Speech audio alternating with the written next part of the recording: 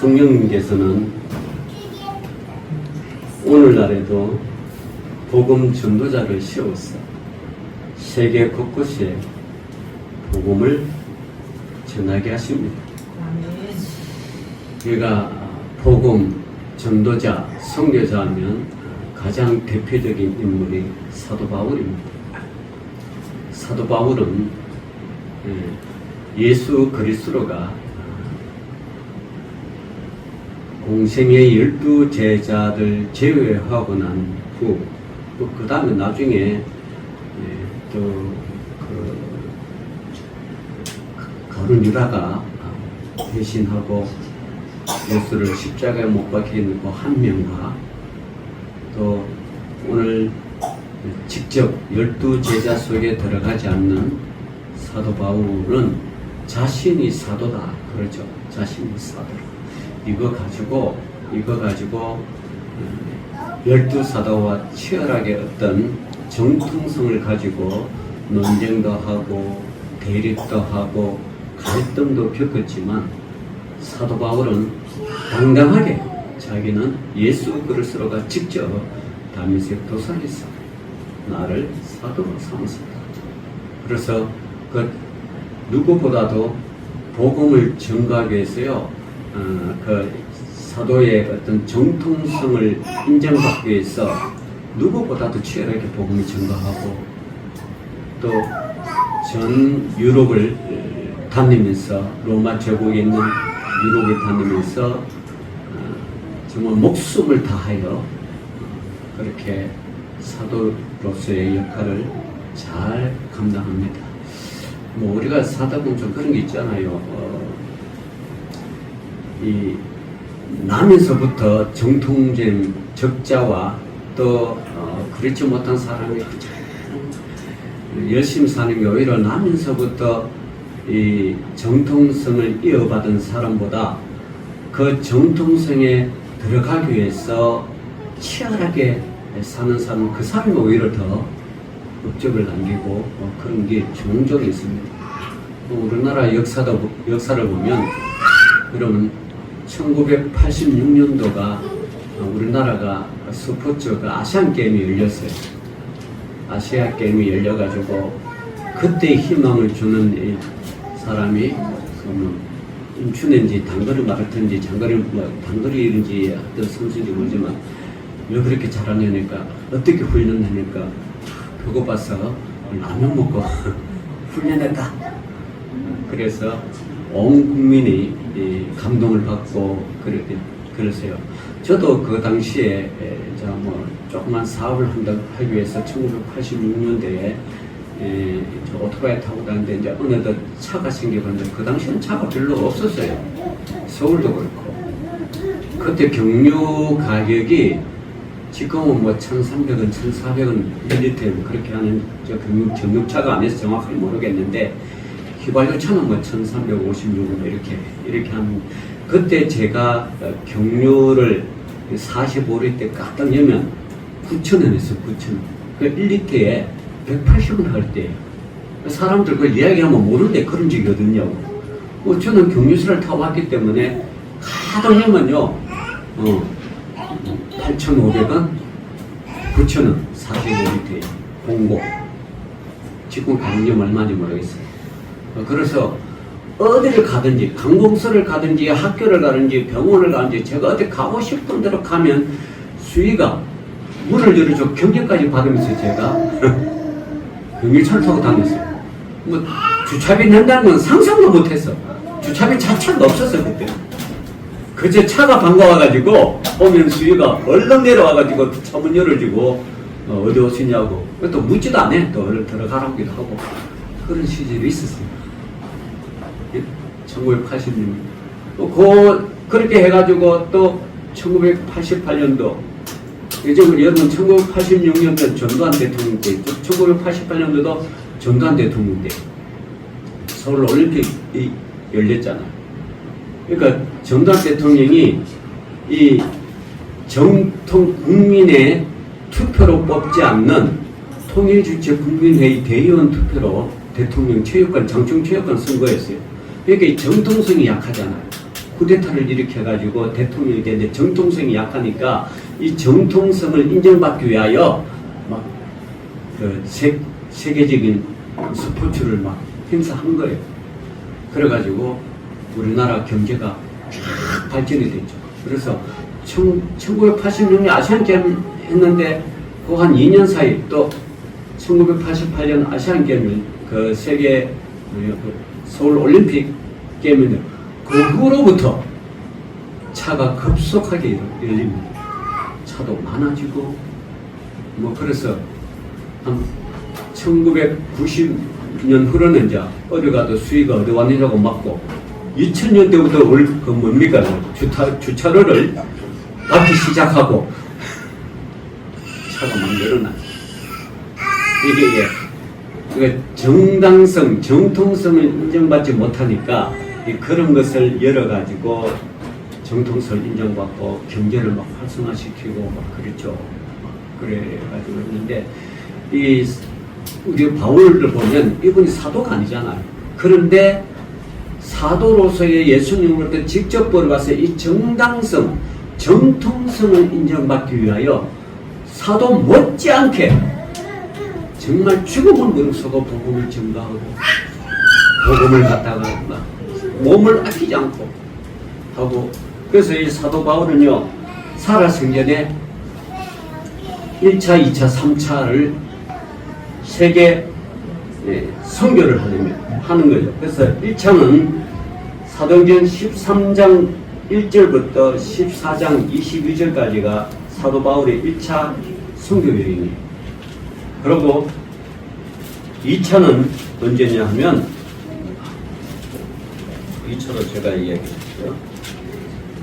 2차도 이 선교 여행이 1차는 이렇게 갈라디아 교회 지금으로부터 말을 하면 갈라디아는 어디냐 그러면 지금으로부터 하면 터키 쪽으로 선교를 했다 그러면 2차는 이 15장 36절부터 18장 22절까지 소아시아와 유럽을 이렇게 선교 여행을 했고요.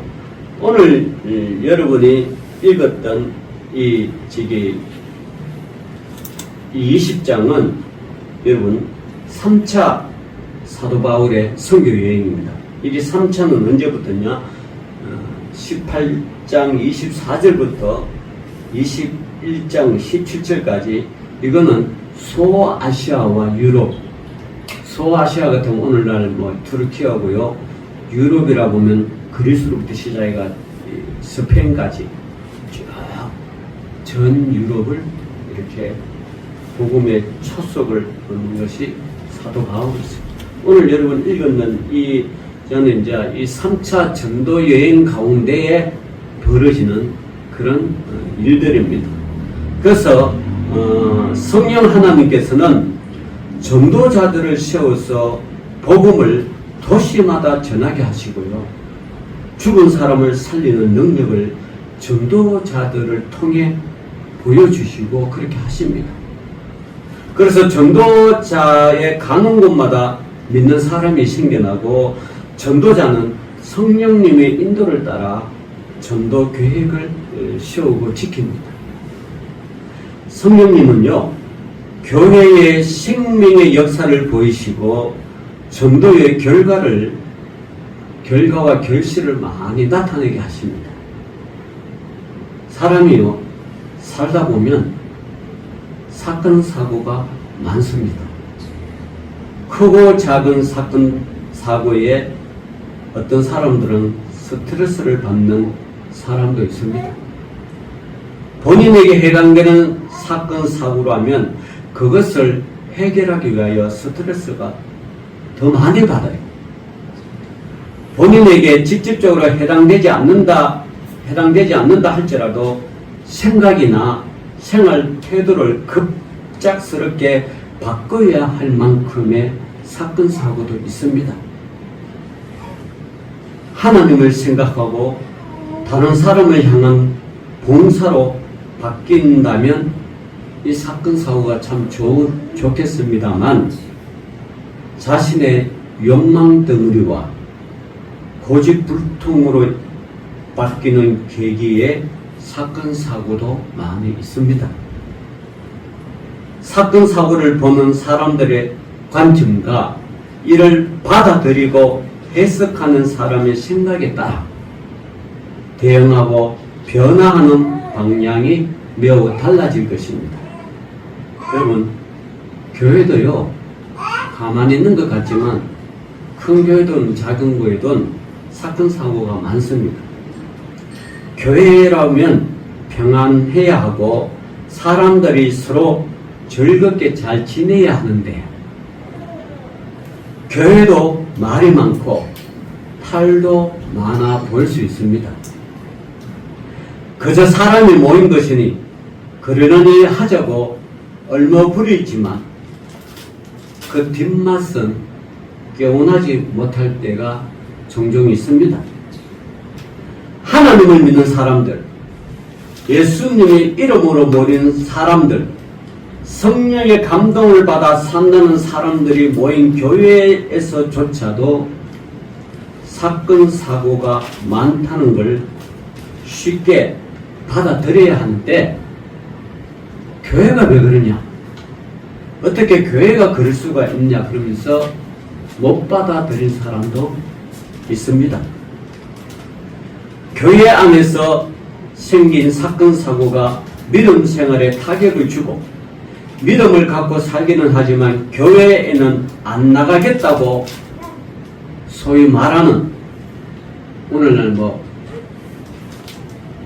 가난 교회라고 얼마나 좋아요. 근데 이걸 또 거꾸로 말해가 안 나가 교회가 교인들이 많다는 것은 사건 사고가 그렇게 많았기 때문에 이걸 믿음으로 받아들여야 되는데, 어떻게 교회가 그럴 수 있나 하면서 불신으로 받아들이기 때문에 이런 사고들이 있습니다.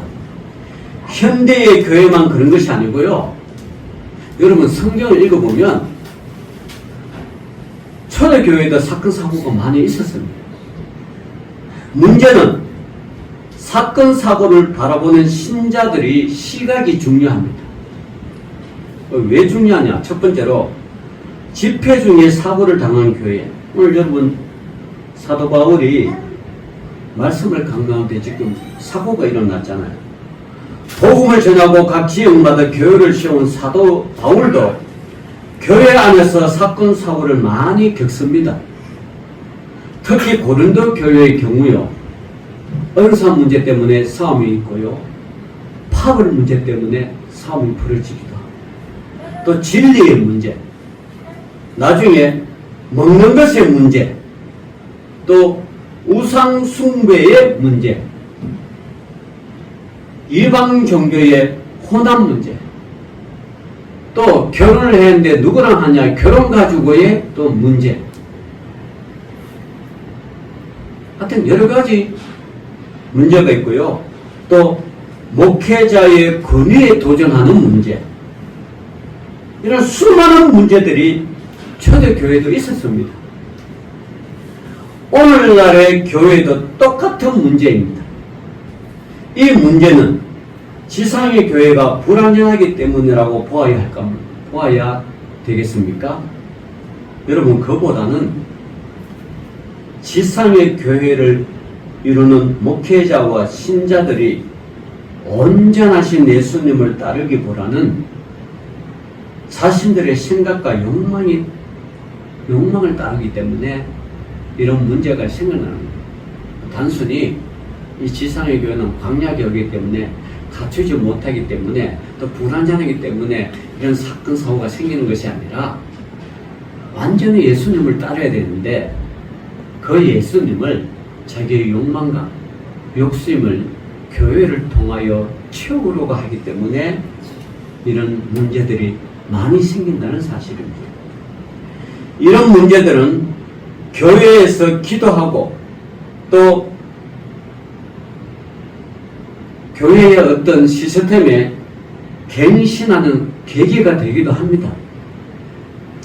사도 바울이 전도 여행 중에 집회를 하였는데 이때 사고가 벌어졌습니다.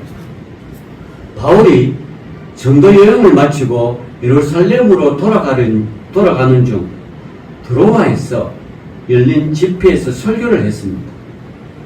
그럼 이 설교는요, 바울이 밤을 지나서 거진 이 새벽까지 아마 지속된 것 같아요. 밤새도록 한 것 같아요. 우리도 옛날에 그 집회일 때 특히 부흥회 할 때요, 밤새도록 한 기억이 저도 나요. 언제 끝날지 근데 말씀을 듣다 보면 언제 끝난지도 몰라. 그때는 시계가, 지금들은 교회 앞에, 여러분 강대상 앞에 절대 시계 걸지 않아요. 어디요? 항상 강대상 뒤에. 왜 그럴까요? 시계 보면 사람들이 언제 끝나나 그걸 생각하기 때문에. 그래서 시계는요, 강대상 뒤에 그 담임 목사만 보게 돼 있어요. 그래서 끝날 때를 지었죠. 근데 그 당시는 우리가 초력에 처음에 복음을 막 폭발적으로 70년대 80년대 이럴 때 복음 전할 때는요, 시계 자체도 귀했고 시계도 잘 안 받고 참 말씀에 사모해서 그냥, 왜냐 그러면 교회 오면 그나마 먹을 거 주고 밥 주고 그러니까 사람들이 많이 모였을 때죠. 지금은 교회가 그런 교회는 별로 없는데, 나가면 워낙 잘 살고 먹을 게 많았기 때문에 그런 게 없는데, 하여튼 우리가 70년대 80대는 그랬습니다. 그래서 전도가 폭발적으로 늘어났죠. 이 초대교회도 그런 것 같아요. 사도 바울이 설교를 할 때 밤전까지 계속 지속되었어요. 그래서 유도가라는 청년이 집회에 참석하였다가 창문에 걸터 앉아서 깊이 졸고 있었습니다. 졸음이 심하면요, 사람의 의식이 없어져요. 자기를 제어할 수 있는 힘이 없어집니다. 유도거는 3층 창문에서 말씀을 듣다가 졸다가 어떻게요? 바닥으로 떨어졌어요. 사람들이 가서 유도구를 이렇게 보니까 이미 죽어 있었어요. 집회 중에 사람이 떨어져 죽었다니 이 얼마나 큰 사들이 났다고 생각합니까? 집회 중에, 아니 교회가 집회 중이면 죽어가는 사람도 살려야 되는데 반대로 멀쩡한 산 사람, 그것도 혈기왕성한 청년이 말씀을 듣다가 3층에서 떨어져 죽었으니까 이거 얼마나 큰일 났습니까? 그죠? 게다가 사도 바울이 늦게까지 설교를 하다가 이런 일이 벌어졌으니 모든 책임이 사도 바울에게 돌릴 수 있습니다. 어떻게 보면 교회 전체가 시험 들 만한 일이었습니다. 근데 참 하나님께서는 그 가운데도 기적을 일으키고 역사를 일으키죠. 두 번째로 여러분, 생명의 위로를 다 얻는 교회입니다. 이 교회는요, 우리도 그렇죠. 과거에도 교회 여러분 수련회 중에 사람들이 익사사고를 당한 사례가 많이 있어요. 우리도 그렇죠. 우리 안산대 어떤 큰 교회가요, 저기 대구도 놀러 가다가 그냥 성도들이 담임 목사의 그 보고도 안 오고 이 오토 타고 놀다가 뒤집혀가지고 6명이 죽었죠. 참 안담하죠? 성도가 죽었어. 또 수련회 기간. 여러분, 이 정도 되면 교회에 큰 시험이 됩니다. 부모는요, 교회를 원망하고, 교인들은 서로 네 탓이다, 내 탓이다 책임을 떠넘기고요. 목회자 혼자 모든 짐을 짊어져야 됩니다. 목회자에게는요, 평생에 잊지 못할 아픔이 되고, 또 우리 시흥의 큰 교회도 그랬어. 강원도 그저 가평인지 전평인지 그 수련회 갔는데 첫날에 사람들이 막 그 기도원에 가 텐트 치고 뭐 악기 준비하고 막 저녁에 도착해가 막 수련회 준비하는데 그 꼬맹이가 2명이 놀다가 도로변에 놀다가 차가 들어가서 쳐버렸어. 한 명은 30m 가서 퉁 떨어졌어. 한 명은 5m 가서 퉁 떨어졌어. 30m 가는 데는 이 운전자가 청년인데 무면으로 운전을 하다가 차에 끌려가 끝까지 가. 부모들이 빵! 소리가 나는데 그걸 보고 놀라가지고 이제 119를 해서 병원에 이제 갔는데 동시에 두 집사가 집회한다고 교회로 온 거예요. 담임 목사는 정신 나갔다고. 왜 왔냐? 병원에 안 가고 그러니까. 아이, 뭐 하나님 알아서 하시겠죠. 그러면서 한 사람은 이 악기를 이렇게 준비하고, 한 사람은 그 악기를 이제 연결하려고 뭐 여러 가지 전자올리는 거 있잖아요. 그거 연결하고 악기 준비하고 이제 그 집회 때 부를 곡 선정하고 이런 사람 2명이 온 거예요. 그래서 담임 목사 이렇게 생각했대요. 저 두 집사가 정신이 돌았나? 지금 애는 어떻게 해요? 애들은 지금 병원에 가가 사람인지 죽은지 왜 왔다니까. 아이, 목사님 걱정할까. 살든지 죽든지 하나님 알아서 하시고요. 이 집회는 해야 되지 않습니까? 그래서 왔다. 기가 막히죠. 교회가 전체적으로 시험 들 만한데, 그런데 집회를 끝나고 병원에 갔대. 가평에서 한다고 인천까지 수술하고 뭐 안 된 데 가라가 이 병원 저 병원 몇 군데 거쳐가 나도 인천에 큰 병원 가가지고 수술하는데 바로 들어가 내장은 터지고 뭐 얼굴은 뭐 해가 막 피가 줄줄 흐르고 나중에 가니까 애가 살아온 거야. 그러고 권사님이 가서 신방하니까 많이 다쳤나니까 그 권사님 자기 차가 어디 있느냐. 무슨 차? 그러니까 병원차 놀이하다가 뭐 있잖아 장난감 병원차 놀이하다가 빵 터지는 그 차 찾는 거야. 하여튼 2박 3일 동안 집회가 그렇게 끝난 거야. 그 이 목사님이 부흥사 목사님이 가는 곳마다 간증을 하는데 우리 교회도 뭐 초대할까 생각은 들읍니다만은 우리가 여건도 좀 해야 되는데 그 강정 그 사고를 당한 두 집사가 시험 당황하잖아요. 교회를 떠날 수도 있는 문제잖아요. 그런데 안 떠나고 지금도 교회 기둥 같은 일꾼으로 성장했고 그 중에 한 명은 신학생이 됐다. 야, 하여튼 그래요. 원망하고 서로 책임을 지고 이렇게 해야 되는데 그렇지 않다는 거. 또는요, 선교지에 따라간 신자들이 그 선교지에서 풍족병을 얻어가 기독교에 사경을 되면은 경우도 있습니다. 신자들의 이 불신 가족은요, 교회가 사고를 당했든지 선교지에서 사고를 당했든지 이 불신 가족들은 이때다 싶어서 교회를 향해 비난하고 목회자를 향해 온갖 악한 말을 다 쏟아냅니다. 교회가 최선을 다해 치료는 돕기를 하지만 역부족일 때가 있습니다. 그저 교회와 함께 기도하는 방법 외에는 없습니다. 하나님이 도우셔야 문제를 순적하게 해결할 수가 있습니다. 하나님이 돕는 방법은 사고를 당하고 질병을 얻는 가족들의 마음을 감동시키는 방법밖에 없다는 것입니다. 그래서 교회는요, 여름철에 술을 내가 있으면 교회가 바짝 긴장한 이유가 그렇죠. 앞서 두 번째, 아니, 애가 그냥, 그때 애가 4살, 5살 애가 그렇게 사고 나가지고, 중리산에 왔는데 참 그 두 집사가 와가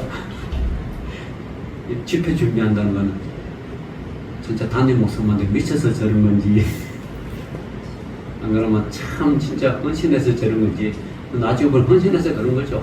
생명은 누구한테 있다고요? 하나님께 있다는 거죠. 그 한 거예요.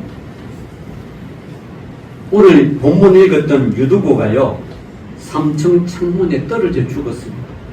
사람들을 볼 때는 유두고가 죽었지만 바울이 볼 때는 아니었습니다. 바울이 유두고 위에 엎드려 유두고의 몸을 안고 사람들에게 말합니다. 떨지 마십시오. 생명이 그에게 있습니다. 바울과 신자들이 다시 집회장에 모여서 날이 새기까지 이야기를 하고 성경 말씀 듣고요. 바울이 떠난 후에 사람들이 살아난 유두고를 데리고 갔습니다. 집회에 참석한 신자들은 하나님의 능력, 죽은 사람도 살게 되는 능력을 보고 큰 위로를 받았고요. 생명의 위로가 교회에 가라 하고 모든 사람들이 위로를 받고 초대교회가 폭발적으로 늘어나는 성장하는 계기가 되었습니다. 세 번째는요, 전도 행적을 말하는 교회가 되어야 됩니다. 사도 바울이 도로아를 떠나 예루살렘을 향하는 중입니다. 바울과 함께하는 일행들이 있고 바울의 선교 여행을 기록하는 사람들이 있습니다. 오늘 읽은 사도행전은요, 누가 기록했죠? 의사 누구가 기록한 거 아니에요. 이거 바울 곁에서 늘 기록한 사람이 있었어요. 선교 여정의 기록 덕분에 오늘날 우리 신자들이 기록을 읽고 교회의 반질자치를 더듬어 볼 수 있는 시간이 되기도 합니다. 선교 여행의 기록이 정경에 포함되어 신자들이 읽으면서 성령의 감동을 누릴 수가 있습니다. 교회는요, 전도하는 곳입니다. 그러므로 교회의 전도 이야기가 기록되어야 합니다. 전도 이야기를 읽고 듣는 사람들에게 감동을 주고 전도할 다짐을 하게 됩니다. 전도 이야기 중에 나타난 성령의 감동을 확인하고 전도하려는 사람들이 성령의 능력을 간구합니다. 바울의 이름은 아소까지 배를 타고 걸어서 갔습니다. 왜 걸어서 갈까요? 바울은 어떻게 해서든지 한 사람이라도 더 만나서 복음을 전하려고 했기 때문에 사도 바울은 걸어서 갔습니다. 여러분, 걸으려면요, 육지로 걸어 다녀야 합니다. 사도 바울은요, 건강하지도 않는 몸으로 걸어 다니는 일이 쉽겠습니까? 요즘처럼 고속도로가 있는 것과 같고 차도 있는 것도 아니고요. 힘들어요. 저도 이 터키 가봤잖아요. 가는데 터키도 그렇고 이스라엘도 그렇고 사막길을 끊임없이 가는 거예요. 우리 한국의 고속버스 우등 참 좋아요. 근데 터키나 이런 이스라엘의 이스라엘은 탔는데 그거는 못 봤는데 터키 같은 경우는요, 버스 안에 화장실이 있어. 비행기처럼. 우리는 없잖아요. 그럼 왜 없을까요? 차이가 있죠. 우리는 간혹마다 휴게소가 잘 돼 있어요. 고속도로에 휴게소가 잘 돼 있고, 터키 같은 경우는 휴게소가 잘 없고, 그리고 휴게소를 늘어도 돈을 주고 볼일을 봐야 돼. 그렇기 때문에 버스 안에 다 돼 있습니다. 하여튼 지금 그래도 버스 타고 가기 힘들어요. 근데 사도 바울은 옛날에 걸어서 다니는 게 얼마나 힘듭니까? 근데 왜 걸어서 했습니까? 가는 곳마다 복음 증거하려고. 그렇다는 거죠. 네 번째로 마지막으로 전도 계획을 잘 지키는 교회입니다. 바울은요, 아시아에서 유럽을 지나 다시 아시아를 거쳐 지금 예루살렘으로 돌아오려고 합니다. 바울은 오순절 이전에 예루살렘으로 돌아오려고 계획을 했습니다. 왜냐하면 오순절은 모든 기독교인들이 그걸로 다 가요. 그리고 모든 유대인들은 오순절날 예루살렘으로 다 모입니다. 이제는 도보 여행으로는 오순절 이전에 예루살렘으로 돌아올 시간이 도저히 안 됩니다. 바울은 에베소에서 배를 타고 예루살렘으로 가려고 계획을 했습니다. 사도 바울에게는 나름의 계획이 있었습니다. 그는 자신의 전도 계획을 충실하게 지켰고요. 물론 이 계획 가운데서도 이 계획은 바울의 계획이지만 아무리 바울의 계획을 잘 짜도 성령 하나님이 바꾸시면 바꾸는 거예요. 바울은요, 이고니온은요, 터키의 중앙에 있어요.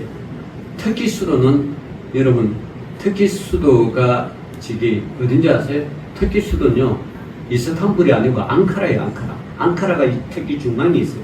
이스탄불은 그리스랑 그 바로 옆에 있기 때문에. 근데 앙카라보다 이스탄불에 사람이 훨씬 많이 살아. 1000만 명 정도 살아. 근데 사람들이 터키 수도가 앙카라 근데 그게 아니고 저기 이스탄불이 아니고 앙카라예요. 중앙에. 근데 이곳 니온은 앙카라에서 좀 중앙에서 좀 밑으로 내려갔어요. 거기서 루스드라, 그 예루살렘으로 쭉 가는 길에 루스드라가 있는데, 거기서 전도한 후에 이제 아시아로 계속 아시아가, 이게 투르키아가 아시아에 속해 있잖아요. 거기에 계속 머물면서 전도하려고 했는데, 그런데 성령께서 바울에게 아시아에서 더 이상 말씀을 전하지 못하도록 막았습니다. 어느 날 밤에 환상 중에 마게도니아 사람 하나가 환상에 나타나 이렇게 말합니다. 건너와서 우리를 도와주십시오. 건너와서 우리를 도와주시는 것은 이고니온에서 저기 루스드라에서 쭉 한 500km 정도 쭉 가면 이스탄불에 도착해요. 이스탄불을 건너면 어디요? 그기가 그리스. 그리스 쪽에, 그리스는 유럽에 속합니다. 거기서 마게도냐 사람이 환상 중에 나타나가 이리와서 건너와서 우리를 도우라. 사도 바울이 그 환상을 보고 하나님이 그들에게 복음을 전하라고 부르신 줄로 인정하고 이로부터 아시아의 전도에서 바뀌어서 어떻게 해요? 유럽 전도가 되었습니다. 이때 유럽의 전도에서 오늘날 유럽 교회가 그렇게 커진 거예요. 사람이 전도를 계획하고 잘 지키는 것도 중요하지만 때로는 성령께서 인도하셔서 사람의 계획을 바꾸시기도 하시고요. 또 전도의 열매를 거두시기도 합니다. 자, 사람의 계획이 그럼 왜 바꿉니까?